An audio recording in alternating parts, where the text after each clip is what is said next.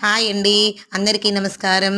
లలితాదేవికి మనము మహామంగళ హారతి ఎలా ఇచ్చుకోవాలో నేను చూపెడతానండి. లలితాదేవి పూజానంతరం ఎలా చేసుకోవాలో చెప్తానండి.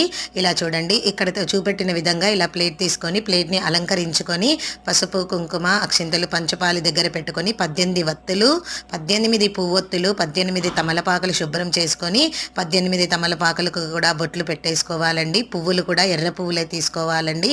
అమ్మకి ఎర్ర పువ్వులు అంటే చాలా ఇష్టం అండి. తెల్ల పువ్వుల కంటే కూడా ఎర్ర పువ్వులు అంటే చాలా ఇష్టం అండి. మళ్ళీ మల్లెలు అంటే కూడా చాలా ఇష్టం అండి.